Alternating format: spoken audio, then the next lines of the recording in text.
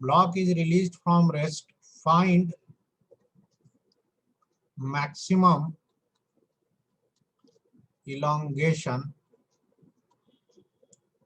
in spring। ठीक है, maximum elongation निकालना है। मैक्सिमम इलोंगेशन का मतलब कहाँ तक मैक्सिमम तक जा करके लौट के आएगा। तो उसके लिए बगल में एक और डायग्राम बनाना पड़ेगा जिसमें हम दिखाएंगे कि स्प्रिंग मैक्सिमम कितना इलोंगेट हुआ है। तो ऐसे ऐसे करके दिखा देंगे कि भाई यहाँ तक इलोंगेट हुआ। तो मैक्सिमम इलोंगेशन का मतलब है कि यहाँ तक जाने के बाद जो ब्लॉक है उसकी वेलोसिटी 0 हो गई, तो उसके बाद वो लौट आया। तो let this maximum elongation to be x, और यहाँ पर इसकी वेलोसिटी क्या हो जाएगी 0। ठीक है ना, वेलोसिटी नीचे जाते समय बढ़ी होगी, फिर बढ़ के घट के जहाँ 0 हो जाएगी वहां से ये वापस लौट के आ जाएगा। तो यही x निकालना है using mechanical energy conservation. Now concept है कि मैकेनिकल एनर्जी क्यों कंजर्व होगा या क्यों लगाए। तो क्यों लगाए, तो देखिए ब्लॉक जब नीचे जा रहा था तो उस पर दो ही फोर्स लग रहा था। एक तो स्प्रिंग का kx लग रहा था और नीचे की तरफ mg फोर्स। ठीक है, अब ये जो kx और mg है ये दोनों कंजर्वेटिव है, ये भी कंजर्वेटिव है, ये भी कंजर्वेटिव है। तो जब किसी सिस्टम पे सिर्फ कंजर्वेटिव फोर्स का वर्क होता है तो उसका मैकेनिकल एनर्जी कंजर्व होता है। ठीक है, अब सवाल है क्यों कंजर्व होता है, ये तो समझ लिए। इन शॉर्ट, जिस सवाल में फ्रिक्शन ना हो आप मैकेनिकल एनर्जी वैसे 90% सवालों में इजीली कंजर्व कर सकते हैं। तो मैकेनिकल एनर्जी कंजर्वेशन लगाएंगे और सॉल्व करेंगे।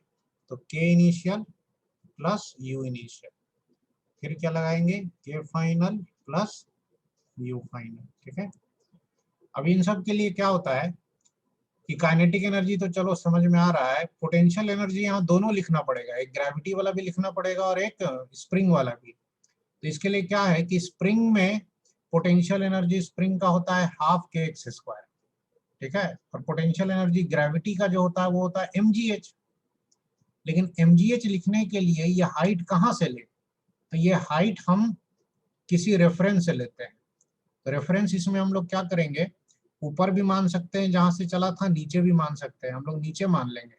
इससे फायदा क्या होगा कि जब ब्लॉक यहाँ पहुंचेगा तो यहाँ पर इसकी ग्रेविटी वाली पोटेंशियल एनर्जी 0 होगी यहाँ पे। तो यहाँ पर रेफरेंस से चूंकि x हाइट पर है तो यहाँ पर इसकी पोटेंशियल एनर्जी mgx होगी, समझे। और जहां तक स्प्रिंग का सवाल है, स्प्रिंग का तो सिंपल है, यहाँ पर इसकी पोटेंशियल एनर्जी स्प्रिंग वाली 0 होगी और यहाँ पर हाफ के एक्स स्क्वायर होगी। तो चलो इसको ट्राई करो तो। अरे अभिषेक गलत कर दिए ना, वी स्क्वायर कहाँ से आ गया, वी तो 0 है इसमें। देखो काइनेटिक एनर्जी इनिशियल क्या होगी, ये 0 होगी। क्यों लिखा है रिलीज्ड फ्रॉम रेस्ट, रेस्ट का मतलब क्या है, शुरू में वेलोसिटी 0। अब पोटेंशियल एनर्जी देखो, स्प्रिंग नेचुरल लेंथ में है तो स्प्रिंग वाली पोटेंशियल एनर्जी 0, और ग्रेविटी में रेफरेंस यहाँ लिया है तो ग्रेविटी का पोटेंशियल एनर्जी mgh होता है। तो रेफरेंस से ये x हाइट ऊपर है तो ये हो जाएगा mgx। ठीक है, ये हमारा हो गया के इनिशियल प्लस यू इनिशियल। अब आते हैं के फाइनल। देखो के फाइनल यहाँ पर 0 है, वेलोसिटी आपका 0 है। ठीक है, यू फाइनल का जहां तक सवाल है ये होगा स्प्रिंग में हो जाएगा हाफ के एक्स स्क्वायर। ठीक है, और ग्रेविटी वाला चूंकि रेफरेंस पे आ गया तो 0 हो गया, बस हो गया सॉल्व। तो finally mgx equal to half के एक्स स्क्वायर है, तो इसमें से देखो एक x कट जाएगा। ठीक है ना, एक x यहाँ से और यहाँ से कट जाएगा और जो बचेगा उसको सॉल्व कर लेंगे। तो ये आ जाएगा 2mg, 2 इधर भेज दिया, इक्वल टू के एक्स। तो यहाँ से सिंपल आ गया x equal to 2mg upon k। ठीक है, so this is the answer.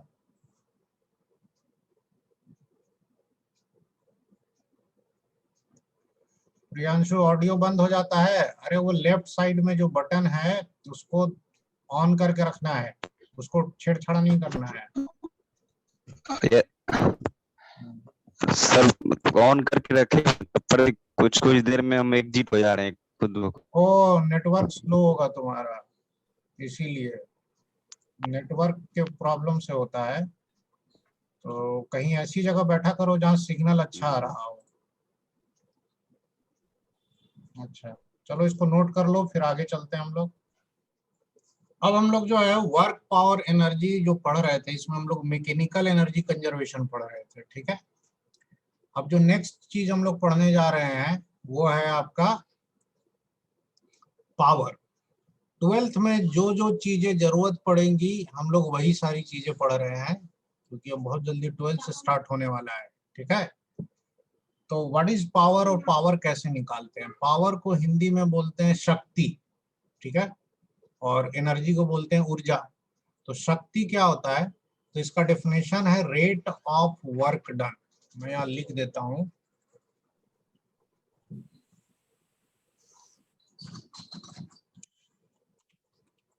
Power is defined as rate of work done by a force. Force मतलब बल, फोर्स के द्वारा किस रेट से वर्क हो रहा है उसे हम पावर कहते हैं। Now what is rate? Rate का मतलब होता है विथ रिस्पेक्ट टू टाइम। जैसे वेलोसिटी को बोलते हैं ना rate of change of displacement, उसी तरह से पावर को बोलते हैं रेट ऑफ वर्क डन। और वर्क डब्ल्यू होता है और तुम्हारा क्या कहते हैं टाइम टी से होता है। तो power is defined as D W by D T, ठीक है, D W by D T. But अक्सर हम लोगों से एवरेज पावर पूछा जाता है, तो एवरेज पावर के लिए हम लोग क्या करते हैं, total work done by total time कर देते हैं, work done by time taken, ठीक है। और ये जो D W by D T लिखा है, this is called instantaneous power, this is called average power. तो इंस्टेंटेनियस पावर का अलग फॉर्मूला होता है। देखो इंस्टेंटेनियस पावर निकालने के लिए हम लोग क्या करेंगे कि डी डब्ल्यू को वर्क को हम लोग लिखते हैं F dot D S, force और डिस्प्लेसमेंट का dot product divided by D T. और ये जो D S by D T है this is velocity, so force और वेलोसिटी का डॉट प्रोडक्ट हो गया, मतलब F into V into cos theta, ये हो गया इंस्टेंटेनियस पावर। और ये हो गया आपका average power. Now 90% of the questions में, ज्यादातर क्वेश्चंस में आपको जो है वो एवरेज पावर पूछता है, तो आपको यही बताना है। अब पावर क्या है, स्केलर है कि वेक्टर है? तो power is a scalar quantity, it has no direction, कोई डायरेक्शन नहीं होता है। जहां तक इसका यूनिट का सवाल है, इसका यूनिट जो होता है वो होता है जूल। वर्क का यूनिट जूल हुआ, टाइम का सेकेंड हुआ, तो जूल पर सेकेंड, जिसको शॉर्ट फॉर्म में हम लोग डब्लू कहते हैं। डब्लू का फुल फॉर्म है वाट। हम लोग बोलते हैं ना 10 वाट का पावर, 50 वाट का पावर। जब आप बिजली का कोई भी चीज खरीदने जाते हैं, इलेक्ट्रिकल कोई भी इक्विपमेंट खरीदो, पंखा खरीदो, बल्ब खरीदो, तो दुकानदार बताता है ना कि 100 वाट का बल्ब है, 50 वाट का बल्ब है, तो वही पावर होता है। यस। अच्छा, ये तो यूनिट हो गया, ये स्केलर क्वांटिटी हो गया। अब यूनिट में एक और यूनिट बहुत चलता है जो न्यूमेरिकल में कम यूज होगा, न्यूमेरिकल में तो वाट में ही बताएंगे हम लोग। हम लोग जो है हॉर्स पावर भी यूज करते हैं, ठीक है ना। 1 HP 2 HP 1 horse power approximately 746 वाट होता है, ठीक है। तो 746 वाट होता है 1 हॉर्स पावर। ये जब तक क्वेश्चन में हॉर्स पावर ना बोले तब तक हम लोग बाय डिफॉल्ट हर चीज वाट में निकालेंगे। तो बड़ा सिंपल सा फॉर्मूला है, work done by time taken. And हमेशा ध्यान रखना है कि पावर किसके लिए निकाला जाता है, किसी न किसी फोर्स का। पावर ऑफ ए मशीन कहेगा कभी, या पावर ऑफ ए मैन निकालो, तो इसका मतलब ये होता है कि वो मैन या मशीन कितना फोर्स लगा रहा है, उस फोर्स का पावर निकालो, ठीक है ना। तो power is always calculated for a force, force का पावर निकाला जाता है, ठीक है ना, कितना वर्क किया और कितने देर में किया। तो मान लीजिए कि किसी फोर्स ने वर्क किया है 100 जूल का, ठीक है, और इतना करने में उसको टाइम लग गया है मान लीजिए 5 सेकेंड। तो इसका मतलब उस फोर्स के द्वारा जो पावर डिलीवर हुआ वो हो जाएगा work done by time taken. Work किया है 100 जूल, समय लिया है 5 सेकेंड, तो 100/5 कर दो, ये आ जाएगा 20 वाट। समझे?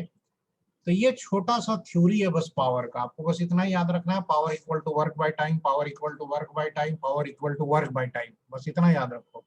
जब इंस्टेंटेनियस पावर पूछे तब ये फोर्स और वेलोसिटी का प्रोडक्ट लेते हैं, ठीक है। तो इसका भी एग्जांपल कराएंगे और इसका भी एग्जांपल कराएंगे हम लोग अगले स्क्रीन पर। तो पहले इसको नोट करो। तो अब पावर पे हम लोग एग्जांपल करेंगे, और जो आपको पहला एग्जांपल देने जा रहे हैं वो हम लोग एवरेज पावर का पहले करेंगे। पहले एक दो एग्जांपल एवरेज पावर का कर ले, फिर इंस्टेंटेनियस पावर का करेंगे, ठीक है। A machine lifts 2 ton coal per minute to a height of 30 meter. Find its power, ठीक है। ए मशीन, कोई मशीन है जो लिफ्ट कर रही है कितना, 2 टन कोल, 2 टन कोयला, कोयला के खदान में से उठा रही है पर मिनट, मतलब 1 मिनट में, 60 सेकंड में। और कितना ऊंचा उठा रही है, तो 30 मीटर उठा रही है। तो उस मशीन का पावर बताइए, ठीक है। तो कैसे बताएंगे, तो power is work done by time taken. तो पहले हम लोग ये समझेंगे कि वर्क डन क्या हुआ, ठीक है ना। तो वर्क डन कैसे निकालेंगे, देखो ये मान लो कि आपका वो कोयला है जो भी है, ठीक है, और इसको उठाना है, उठाना है कितना हाइट उठाना है, 30 मीटर। मशीन उठा रही है भाई, तो उठाने में कितना वर्क डन होता है, अभी मैंने बताया था थोड़ी देर पहले, उठाने में कितना वर्क डन होता है। तो कोई भी सामान को h हाइट उठाने में वर्क डन होता है mgh। अब इसके हिसाब से mgh निकाल लीजिए। टाइम दिया ही हुआ है पर मिनट, ठीक है। तो टाइम एक तरीके से दिया हुआ है, पर मिनट का मतलब कितना हो गया, 60 सेकेंड। वर्क डन यहाँ से निकाल लो, work done by time taken कर दो, पावर आ जाएगा। चलो खटाक से सॉल्व करके बताओ आंसर कितना होगा। 10,000 वाट। ऐसा ही कुछ होगा। 10,000 वाट। हाँ देखो, 2 टन कोयला का मतलब होता है 2000, 10,000 वाट, ठीक है ना। 1 टन 1000 किलो होता है, तो ये हो गया 2000। जी कितना है 10, और हाइट कितना है 30। तो वर्क डन हो जाएगा आपका यही वाला 2000 गुने 10 गुने 30, ये वर्क डन हुआ। और टाइम कितना लगा है इसको, तो टाइम लगा है 60 सेकेंड। 30 से काट दो, 30 दूनी 60, 2 भी काट दो, यहाँ बचा 5। तो ये आ जाएगा 10,000 वाट। इसे हम लोग 1000 को 1 किलोवाट कहते हैं, तो इसे हम 10 किलोवाट भी कह सकते हैं, ठीक है ना, 10 kilowatt. A water pump throws water with speed 2 meter per second at a rate of 5 kg per second, ठीक है। Find its power, ठीक है। A water pump throws water with speed 2 meter per second at a rate of 5 kg per second and find its power। देखो गांव में अक्सर pump होता है ना जो पानी फेंकता है। एक पंप होता है वाटर पंप जो पानी उठाता है जमीन से, और एक होता है ऐसी जो मोटर चला दो तो पानी आपका रखा हुआ है उसको बस उठा के फेंकेगा। तो ये जो पंप होता है इसका पावर निकालना है। तो मान लीजिए कि ये पंप है और ये पंप में हमने यहाँ से ऐसे इस तरह से पाइप है, यहाँ से पानी फेंकता है ये, ठीक है। तो पानी फेंकने का मतलब हुआ कि ये जो भी वाटर पंप है या मोटर है वो यहाँ से ऐसे पानी फेंकता है, पानी ऐसे ऐसे आके गिरता है जमीन पे, ठीक है। तो पानी का वेलोसिटी दिया हुआ है, साथ में ये भी दिया हुआ है कि at a rate of 5 kg per second. 5 kg per second का मतलब 1 सेकेंड में 5 किलो पानी फेंक देता है। तो अब इसमें जब पूछा जाए कि पावर निकालो तो इसमें वर्क डन क्या होगा, तो जहां भी स्पीड की बात आ जाए ना कि कोई भी चीज फेंकी जा रही है तो वहां पे जो वर्क डन होता है वो होता है चेंज इन काइनेटिक एनर्जी के बराबर, that is equal to half mv², ठीक है। जहां भी सामान को उठाना हो, जैसा कि पिछले एग्जांपल में था, यहाँ सामान को उठाना था ना, लिफ्ट करना था, तो वहां पे वर्क डन होता है mgh, ठीक है। और जहां पे सामान को स्पीड से फेंकना है वहां वर्क डन होगा हाफ mv²। तो पावर हो जाता है work done by time taken करेंगे, तो वर्क डन करेंगे तो ये हो गया mv²/2t, ठीक है। अब इसको ऐसे समझो कि v तो दिया हुआ है आपको स्पीड, वो स्पीड कितना दिया हुआ है 2 मीटर पर सेकेंड। रही बात m/t की, तो यही तो वो है 5 kg पर सेकेंड, क्या बता रहा है कितना मास पर सेकेंड में निकल रहा है। तो ये जो m/t है that is mass per unit time, यही आपका 5 हो गया, और v² का मतलब 2 का स्क्वायर, और नीचे में हो गया सिर्फ 2, ठीक है ना। तो m/t को ही हमने 5 लिख दिया है। अब यहाँ से 2 और 2 कट जाएगा, 5 × 2 कितना हो जाएगा 10 वाट, ठीक है। समझ में आ गया, नोट करो इसको। नेक्स्ट क्वेश्चन ऐसा है कि ये मैंने एक सरफेस ले लिया, ठीक है, वही जैसा न्यूटन्स लॉ में होता है। सरफेस पे मैंने यहाँ एक ब्लॉक रख दिया, ब्लॉक अपने आप तो चलेगा नहीं, इसके लिए हमने इसके ऊपर फोर्स लगा दिया, ठीक है। अब इसके बारे में डाटा क्या क्या दिया हुआ है देखो, ब्लॉक का मास और ये फोर्स दिया हुआ है, F is equal to 10 newton, ठीक है। और ब्लॉक का मास जो है वो दिया हुआ है 5 kg। अब क्वेश्चन में ये भी दिया हुआ है कि ब्लॉक का u का मतलब इनिशियल वेलोसिटी 0 है। तो क्वेश्चन में कह रहा है कि फाइंड, लिख देता हूं नीचे में, क्वेश्चन ये है find power delivered by the force in 4 second. 4 second में इसने कितना पावर डिलीवर किया, ठीक है।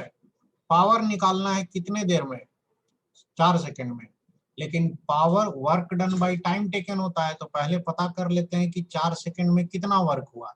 तो हो सकता है 4 सेकेंड में ब्लॉक यहाँ तक पहुंच गया हो, ठीक है ना, क्योंकि लगातार अगर फोर्स लग रहा है तो ये भाग रहा होगा आगे फोर्स के लगने से।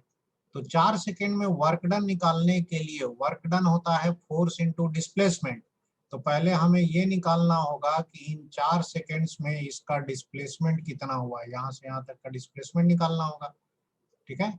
डिस्प्लेसमेंट निकालने के लिए पहले हमें इस ब्लॉक का एक्सेलरेशन निकालना होगा, क्योंकि फोर्स लगा है तो एक्सेलरेशन आएगा, और एक्सेलरेशन आएगा तभी तो ये यहाँ से यहाँ चल के आया है, और यहाँ कुछ ना कुछ वेलोसिटी भी होगी, हालांकि उस वेलोसिटी से हमें कोई मतलब नहीं है। तो हम लोगों को सिर्फ क्या मतलब है डिस्प्लेसमेंट निकालने में। अब ऐसे सोचो डिस्प्लेसमेंट कैसे निकलेगा, ut प्लस हाफ at² से, ठीक है। लेकिन इसके लिए तो भाई टाइम दिया है, ये नहीं पता है, एक्सेलरेशन कैसे निकलेगा फोर्स बटा मास से। डिस्प्लेसमेंट आ जाएगा तब ना वर्क निकाल पाओगे, फोर्स इनटू डिस्प्लेसमेंट, और जब वर्क निकल जाएगा तब ना पावर निकलेगा, work done by time taken. तो कुल मिला के सोचो तो पहले आपको न्यूटन्स लॉ और काइनेमेटिक्स यूज करके वर्क डन निकालना है, तो पहले वर्क डन निकालो। सबसे पहले तो हम लोग एक्सेलरेशन निकालेंगे, तो देखो इस पे तो mg और नॉर्मल वर्टिकल डायरेक्शन में है, उसका कोई यूज नहीं है, फोर्स आगे लग रहा है, तो एक्सेलरेशन हो जाएगा force by mass. Force by mass कितना आ जाएगा, तो 10/5, 5 है ना मास, तो ये आ गया 2 यूनिट है मीटर पर सेकेंड स्क्वायर। तो डिस्प्लेसमेंट t टाइम में कितना होगा, तो इनिशियल वेलोसिटी 0 है तो हाफ at² करेंगे, तो ये हो गया हाफ इंटू 2 इंटू कितने देर में निकालना है 4 सेकेंड, तो 4 स्क्वायर तो कितना हो गया भाई 16 metre. Therefore work done will be equal to force into displacement। now force आपका कितना है, फोर्स है 10 और डिस्प्लेसमेंट कितना है 16 मीटर। तो वर्क डन हो गया 160 जूल। और लास्ट में पावर आता है कि भाई पावर तो सिंपल है, work done by time taken. तो वर्क डन हो गया 160 और टाइम इसमें क्वेश्चन में दिया है 4 सेकंड। सो डिवाइडेड करने के बाद आ गया 40 वाट। तो this is our final answer 40 watt. ठीक है, कुल मिलाकर के कहानी ये है जो मैं बार बार क्लास में भी दोहराता हूँ कि आपको पुराना वाला चैप्टर नहीं छोड़ना है। अब ये जो डिस्प्लेसमेंट है, ये एक्सेलरेशन है, ये सब तो पहले का पढ़ा हुआ चीज है ना। वो यूज जब तक नहीं करोगे वर्क नहीं निकलेगा।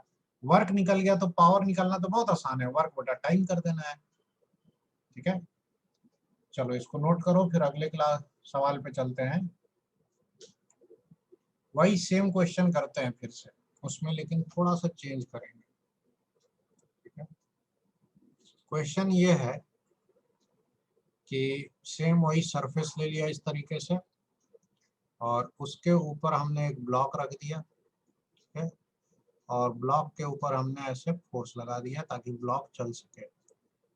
डाटा जो दिया हुआ है वो दे देते हैं। Force is equal to suppose वही 10 न्यूटन, मास इसका मान लिया इस बार 4 kg है।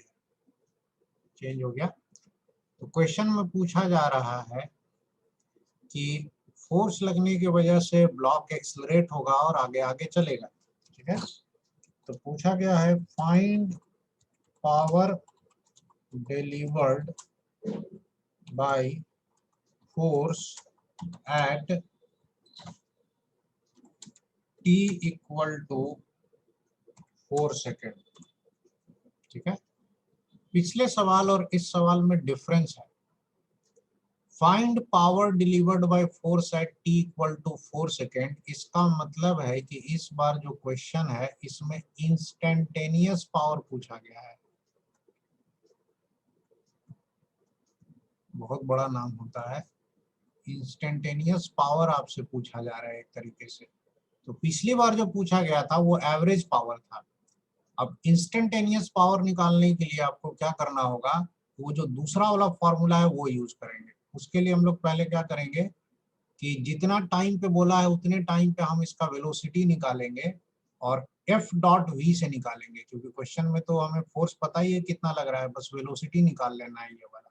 ठीक है, तो t इक्वल टू 4 सेकेंड पे कितनी वेलोसिटी होगी ये निकालना है। इनिशियल वेलोसिटी 0 है और तब हम लोग वो फॉर्मूला लगाएंगे। इंस्टेंटेनियस पावर का फॉर्मूला होता है एफ डॉट वी, लेकिन यहाँ पर फोर्स और वेलोसिटी पैरेलल है तो F into V into cos 0।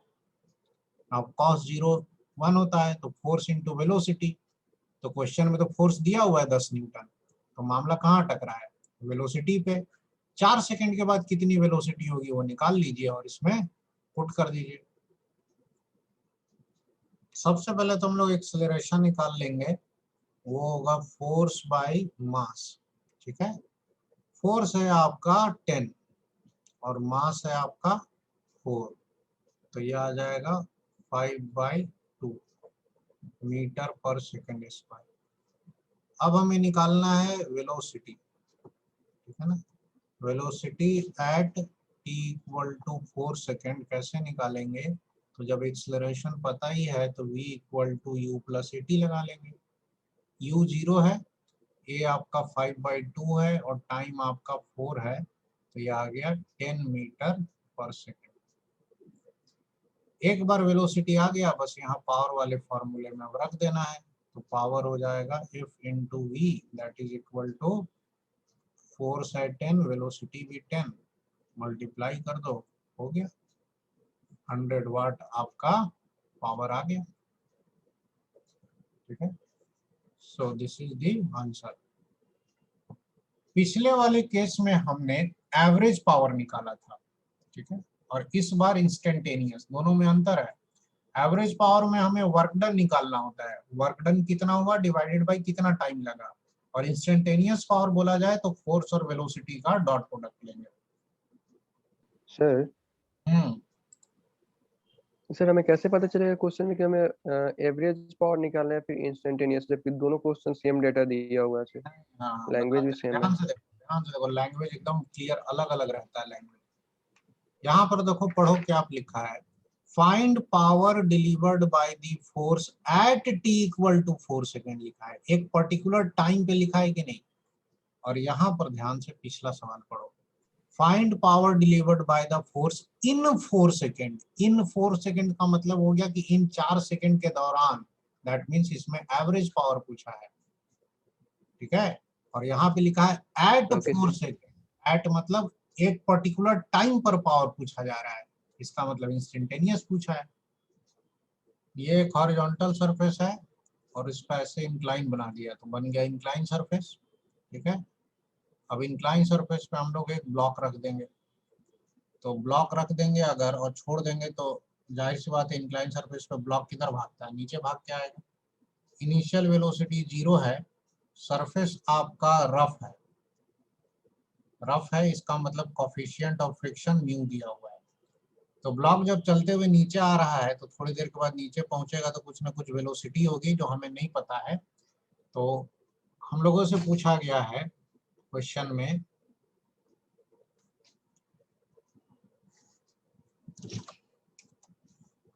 Find power delivered by gravity and frictional force at time t, ठीक है। Find power delivered by gravity मतलब mg वाला फोर्स जो है वो, और फ्रिक्शनल फोर्स, दोनों का पावर निकालना है कितने देर पे, t टाइम पे। एट टाइम t लिखने का मतलब है कि हमें इस केस में इंस्टेंटेनियस पावर निकालना है। इसके लिए पहले देख लेते हैं क्वेश्चन में कि कौन सा फोर्स किधर लग रहा होगा। तो इस पे जो mg का कंपोनेंट लगता है along the incline, mg sin theta इधर लगता है, ठीक है, ऐसे। और ऊपर की तरफ लगेगा ऐसे क्या, फ्रिक्शन। बाकी जो होता है वो नॉर्मल और mg cos थीटा लगता है ऐसे ऐसे। वो किसी काम का होता नहीं है क्योंकि वो वेलोसिटी के परपेंडिकुलर होता है। इधर ऐसे होगा ना, ये दोनों तो ऐसे होता ही है। अब इसमें अगर हम लिख दे सारा फोर्स, तो ये हो गया आपका नॉर्मल, और इधर नीचे की तरफ लगता है mg sin थीटा, और इधर लगता है फ्रिक्शन, और इधर लगता है mg cos थीटा, ठीक है। तो सवाल पूछ रहा है पावर डिलीवर्ड, तो पावर फिर से दिमाग में वही आ गया, power delivered force into velocity होता है डॉट प्रोडक्ट। इसका मतलब हमें फोर्स और वेलोसिटी दोनों चाहिए। अब ये फोर्स और वेलोसिटी दोनों चाहिए तो निकाले कैसे हम लोग। तो इसको निकालने के लिए हम लोग क्या करेंगे, बीडी तो बना ही लिया है। फोर्स तो हमें पता ही है कि वेलोसिटी के डायरेक्शन में mg का कौन सा कंपोनेंट है, mg sin थीटा। और इंक्लाइन पे जो फ्रिक्शन लगता है वो ऊपर की तरफ लगता है, और फ्रिक्शन फोर्स कितना लगता है इंक्लाइन पे, याद है किसी को, म्यू इंटू नॉर्मल। नॉर्मल कितना होता है, mg हर जगह mg नहीं mg होता cos है, mg cos थीटा होता है यहाँ सर पे। mg cos theta. अब फ्रिक्शन आ गया और mg sin थीटा भी पता है, दोनों का हम पावर निकालने के लिए पहले वेलोसिटी निकालेंगे t टाइम पर। Now to find velocity we need acceleration. Incline पे अगर रफ इंक्लाइन हो, तो हमने फ्रैक्शनल चैप्टर में पढ़ा था कि एक्सेलरेशन जो होता है रफ इंक्लाइन पे वो होता है g sin theta minus mu g cos theta. अभी बहुत लोग को याद ही नहीं होगा, ठीक है, g sin theta minus mu g cos theta. और अगर ये सरफेस स्मूथ होता तो ये म्यू नहीं होता, तो सिर्फ आता g sin थीटा, ठीक है। अब रफ है तो इतना एक्सेलरेशन है, तो वेलोसिटी आफ्टर t टाइम होगा u प्लस at। u 0 है तो ये सिर्फ किसके बराबर हो जाएगा, at के बराबर। तो ये हम लोग बाद में रख देंगे। अगर पावर लिखेंगे तो सबसे पहले हम लोग ग्रेविटी फोर्स का निकालते हैं। तो पावर हो जाएगा ग्रेविटेशनल फोर्स का mg sin थीटा फोर्स लग रहा है इनटू वेलोसिटी। तो mg sin थीटा अपनी जगह रहेगा ऐसे, और वेलोसिटी की जगह a इंटू टी। तो a की जगह पूरा ये आ जाएगा g sine theta minus mu g cos theta, ठीक है, इनटू टी। तो मैंने इसमें नंबर नहीं दिया है तो ऐसे ही छोड़ देंगे, तो ये आ गया पावर P1 लिख देते हैं, किसका है, ग्रेविटी का। और ये जो फ्रिक्शनल वाला है इसका पावर को हम 2 मान लेते हैं, ठीक है। तो पावर 2 क्या होगा? हाँ जी सुभाष महतो, क्या पूछना है जी, हाथ उठाए हो? अच्छा चलो, गलती से उठा दिया होगा। तो फ्रिक्शन का पावर कैसे निकालेंगे? देखिए, वेलोसिटी आगे की तरफ है, फ्रिक्शन पीछे की तरफ है, तो जब दोनों अपोजिट डायरेक्शन में है तो हो जाएगा फ्रिक्शन इनटू वेलोसिटी, लेकिन माइनस बिल्कुल वर्क की तरह। वर्क में भी जब दोनों डिस्प्लेसमेंट और फोर्स अपोजिट होते थे तो माइनस होता था। तो पावर जो है फ्रिक्शन का नेगेटिव होगा, पावर नेगेटिव भी हो सकता है, पॉजिटिव भी हो सकता है, जीरो भी हो सकता है। और फ्रिक्शनल फोर्स कितना लग रहा है? तो mu M G cos theta, तो minus mu M G cos theta, ठीक है। और उसके बाद वेलोसिटी लिखना है, तो वेलोसिटी तो हमारा वही है a इंटू टी।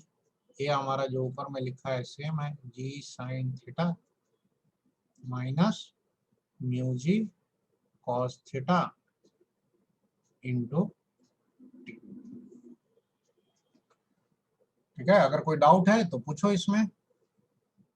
और आज की क्लास हम लोग यहीं तक रखेंगे, और अगले क्लास में फिर जो है हम लोग यहाँ से आगे बढ़ेंगे।